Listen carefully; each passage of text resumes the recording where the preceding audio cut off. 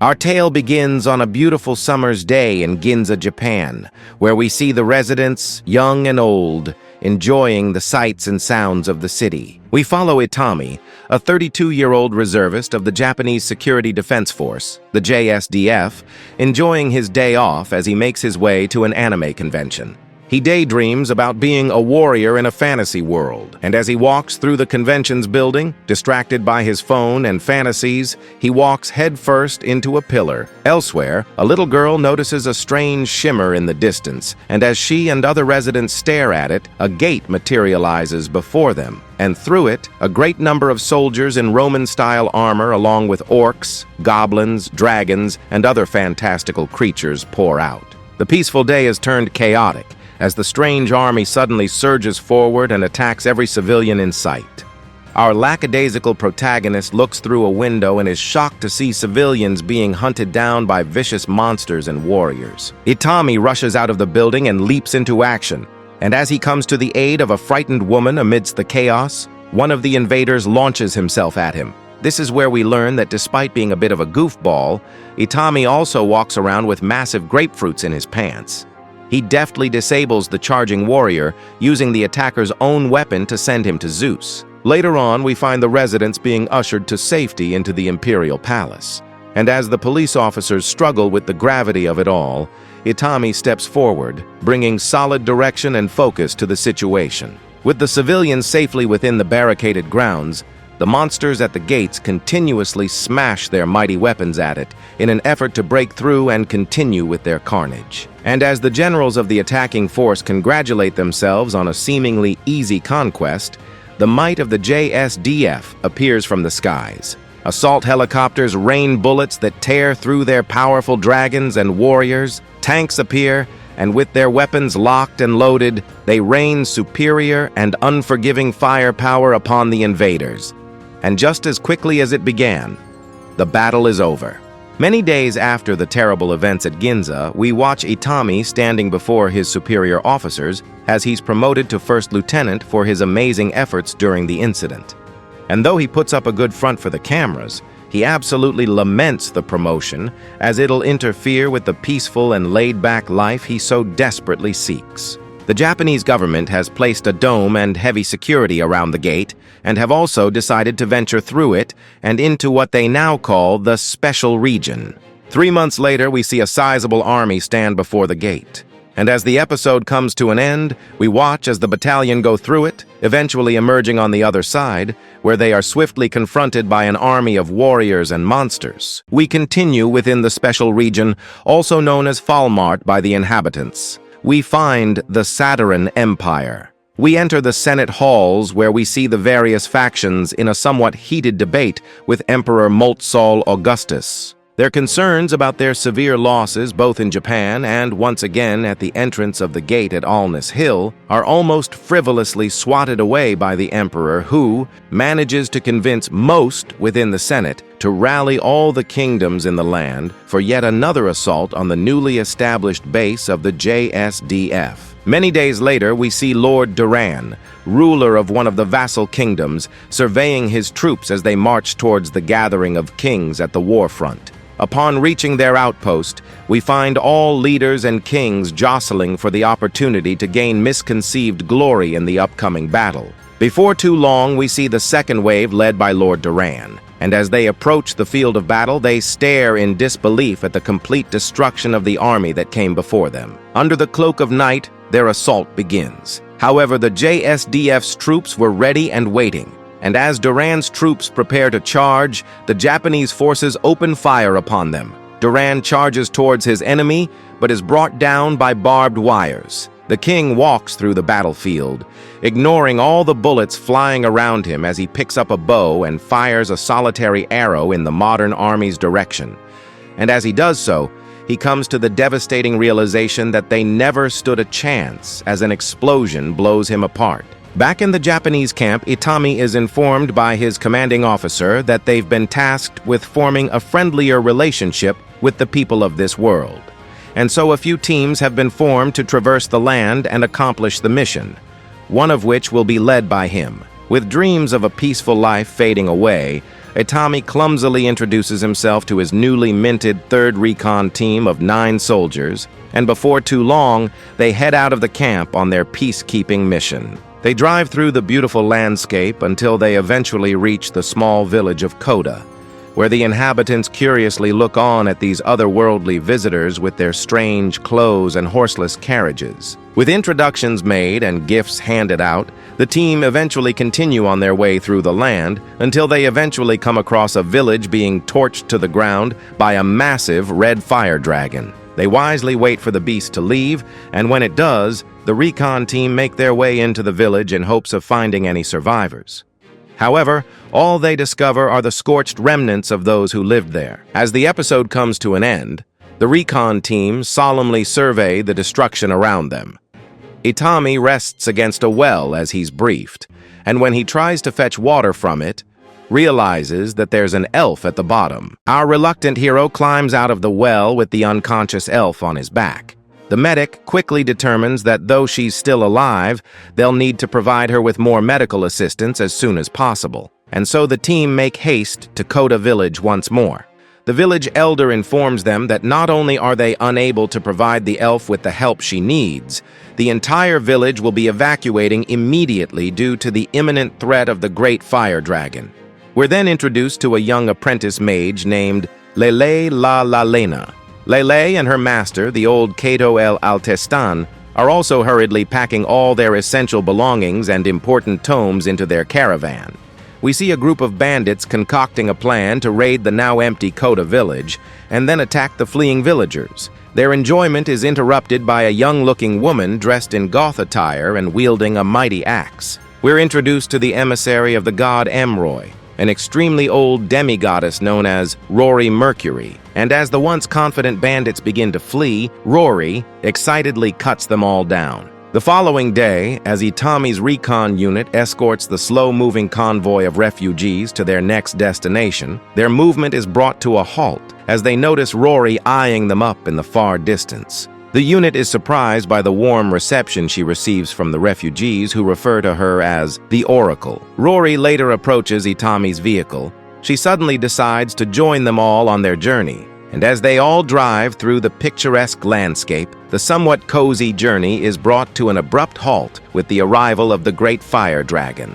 The beast unleashes a torrent of devastation upon the already beleaguered refugees as they all flee in terror. The Recon unit opens fire, but the dragon's body is impervious to their bullets. The elf lady, known as Tuca Luna Marceau, leaps out of her slumber and rushes to the front of the vehicle where she screams at Itami as she points to her eyes. The soldier gets the point, quickly ordering his unit to focus all their firepower at the dragon's eyes.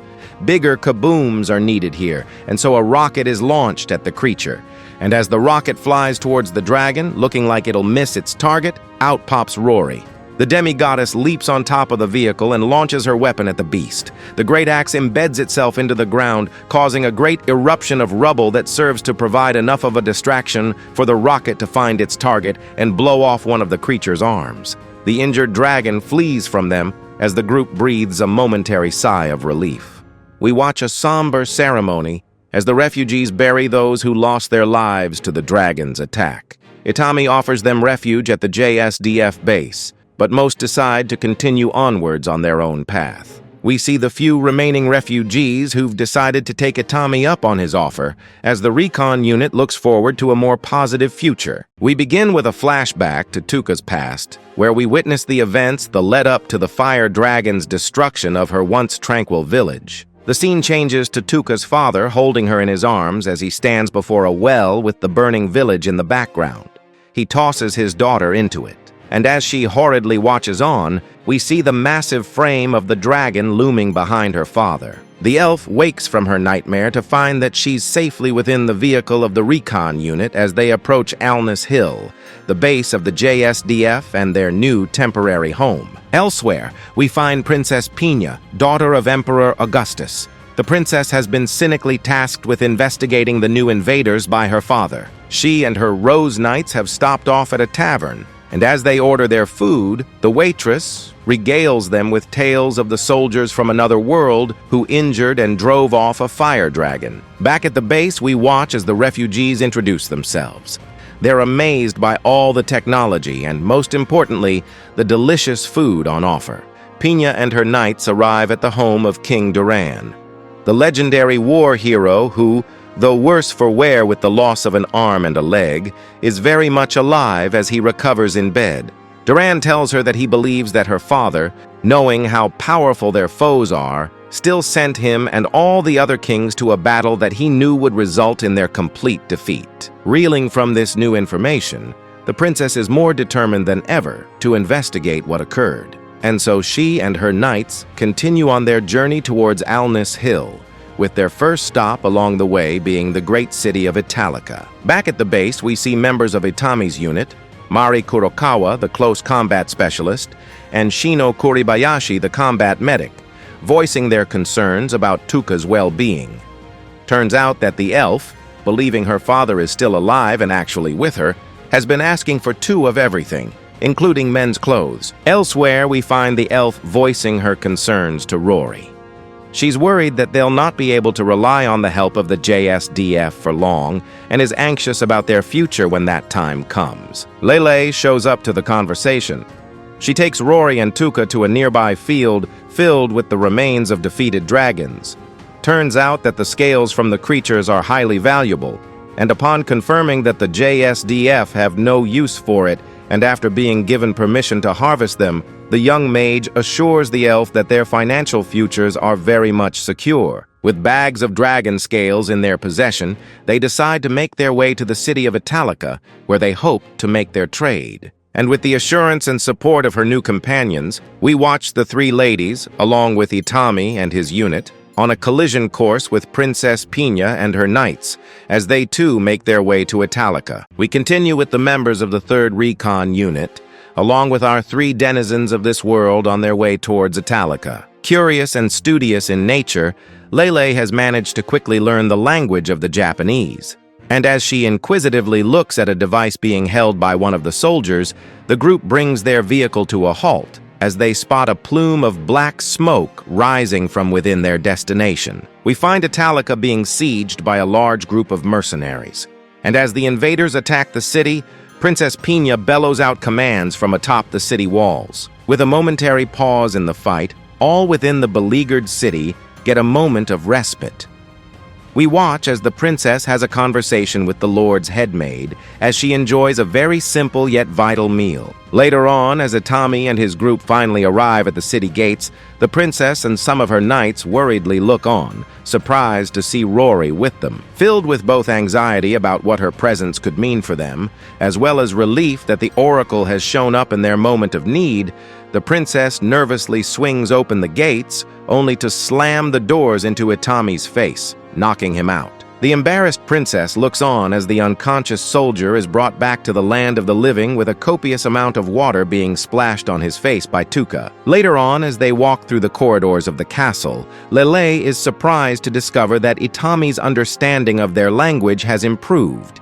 And as they enter a meeting room, they find themselves before the youngest daughter of the Lord, and only remaining heir to this kingdom. After the many battles against the JSDF, the city is woefully short on soldiers and even advisors. As such, they are in a very desperate situation. To Pina's surprise, Itami offers them the support of his unit. And once she realizes that they want nothing in return, the princess accepts their offer. As the sun sets on a difficult day, we watch Itami and his crew at the west gate of the city, where the princess stationed them in hopes of using them as both a distraction and maybe even fodder. With the onset of night, the onslaught begins. Arrows fly through the sky and mages launch powerful spells at the city. Unfortunately for the princess, her plan has backfired. While Itami and his crew stand at their post, twiddling their thumbs, the invaders wisely launch a full-scale attack at Pina's location. The gates are eventually breached, and as the beleaguered people watch on, the invading soldiers maniacally thrust forward the dead body of the commander of the East Gate defenses. And as the episode comes to an end, we see Itami and his unit watch the burning city from a distance, as Princess Pina desperately tries to decide whether to brave the attackers herself, or seek the assistance of the other worlders who she tried to use. We find ourselves at the military base where, after receiving a request for assistance from Itami, we see the commander informing all units that they'll be conducting a mission into Italica. The various units vie for the opportunity to take on this battle. It's eventually decided that an airborne attack will be utilized, and so, with the loudspeakers loaded onto their helicopters, they prepare for their advance into the fight. Back in Italica, as the brigands roar in celebration of their imminent victory, Rory suddenly leaps down and rushes towards the fighting with the Recon unit quickly following suit. And as the unit prepares themselves for the engagement to come, we see the helicopters of the JSDF blare out Wagner's Ride of the Valkyries as they approach the city. Rory leaps into battle, effortlessly cutting down all that stand before her. And as all stare with bated breath at the Oracle, they hear the distant sounds of the helicopters and their foreboding music. The JSDF make a devastating entrance, blasting through walls and unleashing hails of bullets as they introduce the attackers to a not-so-healthy dose of diplomacy. Upon Itami's unit's arrival, Shino excitedly leaps headfirst into the battle as Itami, as well as Sergeant Major Soichiro Kuwahara, who trained her and most of the unit, almost roll their eyes at her expected foolhardiness. Rory's foes create a wall of shields to block her, but the Oracle dashes straight towards them.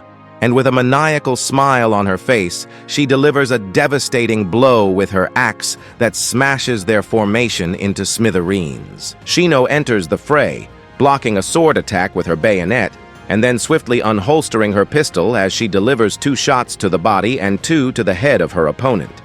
The 2 combat-crazed women cover each other with gunfire and axe swings, while Itami and Kuwahara ensure that they aren't surrounded. The helicopters rise above the compound, sending a message to Itami and his crew to evacuate the surroundings.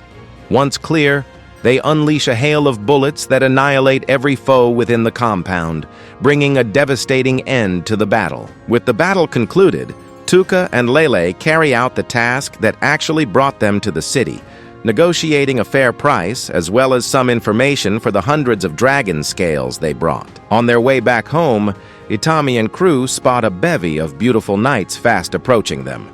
Turns out that these are the remaining members of Princess Pina's Rose Knights. Reminding his unit to stay calm and avoid any friction, Itami approaches the knights but is rudely slapped by one of them.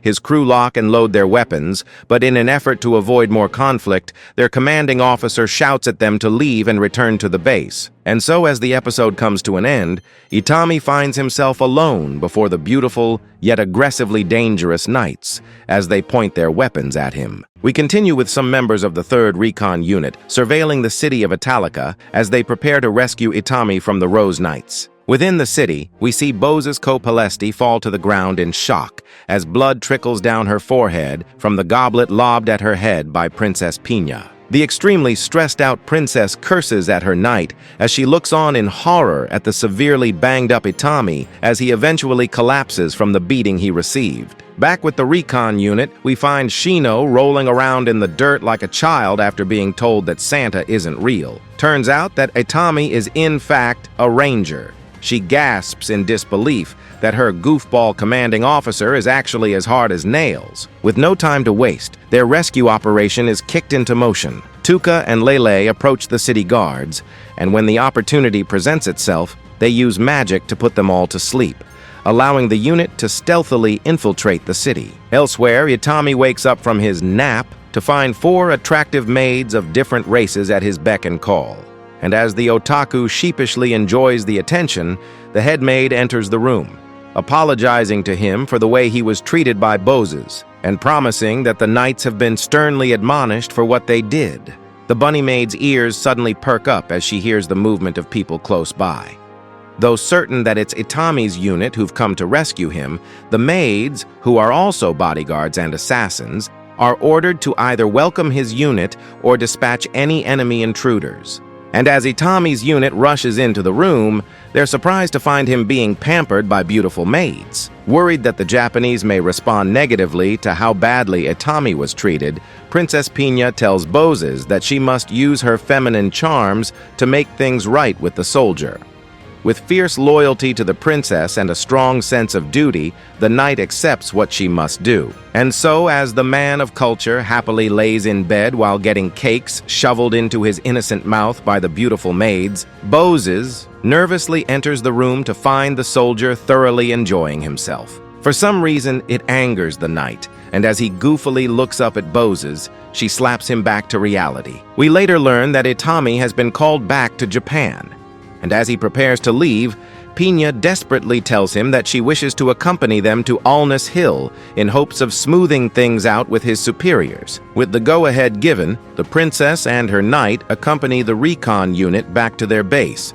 And as they approach their destination, the women stare in disbelief at all the powerful weaponry on display. We later see Itami asking Tuka if she'd like to accompany them back to Japan for a quick 3-day diplomatic meeting. We see Itami, Rory, Tuka, Lele, as well as Princess Pina and Bozes prepare themselves to set forth through the gate and into Japan. Upon going through the gate, our otherworlders are awestruck by the incomprehensible sights and sounds of the modern world, as we see Tuka stubbornly refusing the offer of thicker clothes, despite shivering. The group is met by Hideo Komikado from the Public Security Intelligence Agency, the PSIA, and from his assessment of Itami, Shino suffers yet another blow to her psyche as she finds out that on top of being a ranger, Itami is also a member of the Special Forces. She almost faints as she realizes that her lazy otaku lord of a leader is a walking, talking one-man army. Later on, we enter the Japanese halls of governance, where Itami, Lele, Rory, and Tuka are ushered into a room filled with cameras and journalists as they prepare to testify before the committee about not only the Ginza incident that began it all, but also their encounters with the Red Fire Dragon within the special region. With her now solid understanding of Japanese, Lele acts as a translator as they listen to the accusatory questions thrown at Itami by chairwoman Mizuki Kohara. Itami's straightforward and almost nonchalant responses seems to infuriate Mizuki Kohara, who accuses his team of failing to protect the people of the other world, 150 of whom lost their lives to the dragon, while the JSDF emerged unscathed. And as the chairwoman's questions become more accusatory, Rory seems to have had enough of the charade.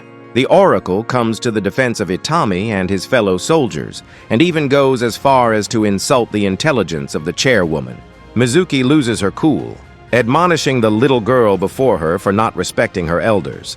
Itami quickly intervenes, informing all within the room that Rory is by far the oldest person here. And as viewers around the world watch, we learn that the Oracle is 961 years old, Tuka is 165, and Lele, being human, is only 15 years old. With a long day of politics over, the tired otherworlders make their way back to their hotel, utilizing decoys as they use the subway to avoid any unwanted attention. All are surprisingly frightened of this underground transportation, especially Rory, who clings to Itami, convinced that the train is leading them into the underworld. Itami eventually agrees to leave the subway, and as they all emerge from it, a thief snatches Rory's axe. Unfortunately for the Dingleberry, the axe weighs a ton, and he's quickly slammed into unconsciousness by it. And as the PSIA official tries picking up the axe to hand it back to Rory, he injures his back. We then watch as an ambulance takes him away. Rest in pepperonis, Komikado. The group head to their secret location, and as they knock on the door, it's answered by a bespectacled woman who shockingly turns out to be Itami's ex-wife. As everyone gets comfortable within the secret hideout at his ex-wife Risa Yoshinaga's home, the otherworlders marvel at the dolls, as well as the considerable number of manga on display. Risa, who's just as laid back as Itami, is intrigued by the elf and other strangely attired people before her, welcoming them all into her apartment without objection. The princess and her knight, utterly enthralled by the novellas, are determined to learn Japanese in order to be able to read them. And as most get some well-deserved sleep, the soldier brings his ex-wife up to speed. The following morning, after Rory prays to the god Emroy, the group watch the TV as it replays the events of the previous day at the committee hearing. Though worried about their safety, Itami decides that a fearless approach is needed. This is a once-in-a-lifetime opportunity for the ladies, and he decides that they should be bold in their endeavor to enjoy as much of Japan as they can. Filled with newfound enthusiasm, they all decide to head out to various locations of their choosing. And so, while Tuka, Lele, Rory, and Risa do some clothes shopping, Pina and Bozis head to a grand bookstore where they marvel at the large number of manga available. Elsewhere, Itami meets up with an old acquaintance and fellow anime lover who turns out to be the defense minister, Taro Kano. Taro informs the soldier that a safe hot spring location has been selected for them, and commands Itami to relocate his guests there. Later on that evening, after a very enjoyable day of shopping and enjoying the city's offerings, everyone assembles at the train station where they embark on their journey to the hot spring. Upon their arrival at the inn, the men and women split up into their respective sections, and we later see them savoring the atmosphere as they enjoy their relaxing soaks. However, despite the momentary laid-back atmosphere, the forest at night hides the approach of soldiers from various countries. Turns out that every nation in the world wishes to invite the otherworlders to their own country in hopes of gaining favor with them, as well as an invitation and perhaps even a claim to the special region. And as Itami and friends enjoy their bath, we find ourselves in an operational room where we see the defense minister and his subordinate viewing the hot spring as they prepare for what is to come. With political intrigue aplenty, the Japanese forces are commanded to evacuate the hot spring area, leaving the otherworlders at the mercy of foreign interests. And as the episode comes to an end and most retire for the day, we find Itami and Rory enjoying a beer under the full moon as the soldiers of other nations approach them. With enemy soldiers approaching from the immediate forest, Itami's night may get trickier still as he tries to avoid the seductive advances of the oracle. His phone suddenly starts to ring, and as the relieved soldier answers the call from Defense Minister Taro, Rory looks on with great irritation. With her blood boiling, the demigoddess rushes out into the forest. And as the various units from First World nations prepare for their attack, Rory leaps onto the field of battle, standing atop a large boulder, axe in hand against the full moon, as she maniacally stares at the soldiers. The carnage begins. Not only do the invading soldiers have to contend with each other, they're also cut down by the oracle who revels in the opportunity to release her frustration. And as the overwhelmed soldiers send desperate messages to their command centers, informing them of the mission's failure and the bloodbath, when asked who they face, a soldier simply replies that it's a young girl wearing a kimono. With the battle over, our group emerges from within the inn, looking on at the demigoddess covered in blood as a blocked bullet falls to the ground from her powers. With no time to waste, the group makes their escape. On their way, they come across a van with one of the foreign soldiers in it. The combat-crazed Shino wants to either shoot him or give him a severe beating, but Itami refuses, and so they decide to take a non-lethal approach as Lele uses her magic to put their enemy to sleep. They eventually make a quick stop at a convenience store where Tuka brings the group some refreshments. And when Itami asks Rory if she'd like something, the oracle ignores him, clearly still fuming about the misfire back at the inn. With their departure back through the gate set for the following day, the group form a plan to guarantee their safety. In the hopes of drawing a large crowd of people to their destination, Risa makes a social media post informing all that the visitors from another world will be at the gate the following day. The next day, we're introduced to Shino's shy younger sister named Nanami. We watch the inexperienced reporter nervously prepare for her big moment in front of the cameras. Risa's plan has worked a bit too successfully, as the group find themselves in a traffic jam. Rory exits the car and finds herself among a crowd of fans cheering them on.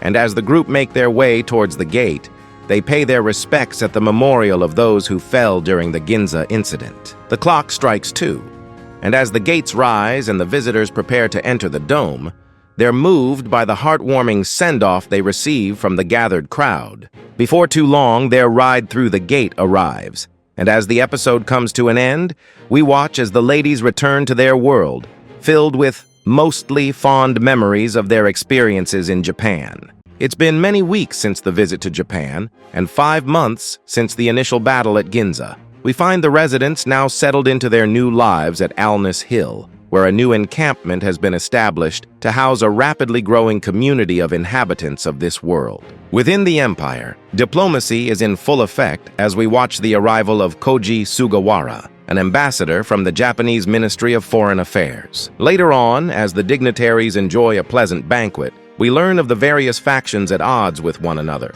essentially boiling down to those who seek a peaceful relationship with the Japanese, and others who are more inclined to conquest. The princess later introduces Koji to a powerful noble named Lord Cicero Lamoltos. Though initially abrupt with the ambassador, after receiving gifts from Japan and being informed that Koji is from the other world, Cicero becomes more receptive. To further sweeten the offer of partnership, Cicero is informed that his nephew, who was part of the army that came through the gate at Ginza, is still alive, and they'd be willing to release him. And with the acceptance of this offer, an intriguing alliance is formed. Back at the camp, we find Itami, Rory, Kuwahara, and Kurokawa at a bar where they're having a meeting of sorts. And as Tuka walks by, we learn that she's the topic of discussion. Turns out that the elf's behavior is getting more concerning as she spends every evening wandering the town in search of her father, who she still believes is alive. The combat medic wishes to help the elf come to terms with her loss. However, Itami sees it differently, believing that they may cause even greater harm to Tuka. And with no assurance that they'll be able to see her through the resulting pain, he believes it'll be best to leave her be. Unhappy with Itami's response, Kurokawa takes her leave. And as the soldier sadly muses over it all, Rory tries to cheer him up. Her good cheer and plans for Itami are brought to an abrupt end with the arrival of a new visitor. A dark elf warrior named Yaoro Dushi appears before them, admonishing all within the tavern for serving alcohol to a young girl. And as the elf prepares to exact punishment on Itami, the soldier flees for his life. When Yao sits at the bar, we learn that she's in search of the green men, as she calls them. She pulls out a large and extremely valuable crystal, which she hopes to use as payment for their services. All within the tavern offer their assistance, but once they find out that the task is to kill the red fire dragon, they pass up on the offer. Later on, we watch as the elf falls asleep in the woods among the spirits of the forest. Her dreams are abruptly cut short as she wakes the next morning to the sounds of jet fighters in the sky. And as the episode comes to an end, Yao rushes towards Alnus Hill with tears in her eyes, thankful that she's finally found her saviors. A flashback to Yao's past shows the 300-year-old elf's village being attacked by the same, now one-armed dragon that Itami and his unit previously fought. 220 elves lost their lives to the dragon's attack, and we later see Yao before her village elders as she's tasked with acquiring the JSDF's help to slay the beast. Back to the present, and upon reaching the base, Yao enthusiastically introduces herself as she sincerely requests help from the soldiers before her. Her enthusiasm is tempered by the realization that they have next to no understanding of her language. Elsewhere, we see Itami aboard a helicopter as they and another ambassador from Japan make their way towards a secret rendezvous point where they intend to deliver gifts from their world to various allies in hopes of gaining their favor. Back at the base, dispirited by the lack of communication as well as the thirsty men around her, Yao has almost lost all hope. She suddenly spots a pen on the ground, and upon entering the store where it's sold, is filled with hope as she sees the cashier having a fluent conversation with the JSDF soldiers. A pair of soldiers enter the store. Turns out that the men she beat up told the officers that she randomly attacked them. The officers ask if she'd be willing to accompany them for some questions, and misunderstanding the situation, the dark elf eagerly agrees. We see Lele practicing spells that have been reinforced with the knowledge of science using books she gathered from Japan. Her training is interrupted by a soldier who seeks her assistance for some translation. The apprentice mage finds herself before an interrogation room holding Yao within. After a quick conversation and further investigation by the soldiers, they learn that the Dark Elf was actually the victim, and so she's set free. With Lele's help, Yao gets an audience with the general of the base, but unfortunately, her land is in another kingdom. And so, not wanting to risk any perceived aggression, the general cannot fulfill her request. Elsewhere, Itami finally arrives at the meeting point where we see the princess and her knights waiting for him. Turns out that what Pinya is truly after are manga from Japan. Back at the base, all the soldiers are unhappy about the decision to not help Yao, each coming up with ways to disobey orders and strategies to assist the elf. But one name emerges every time. We watch as Pinya bids farewell to Itami. When Bozes asks why she was so determined to get the manga, we learn that it's been reworked into tales of Itami's heroic exploits in their world. Documenting his battles at Alnus Hill, saving Tuka, escorting the villagers of Koda, and even their fight with the fire dragon. And as our tale comes to an end, we watch Itami and his unit ride into the distance as he looks up at the clear sky, hopeful for peaceful days ahead for all within the gate. Thanks for watching, everyone. Hope you enjoyed the video, and if you did, please smash that like and subscribe button to help the channel grow. And I'll see you all on the next anime adventure.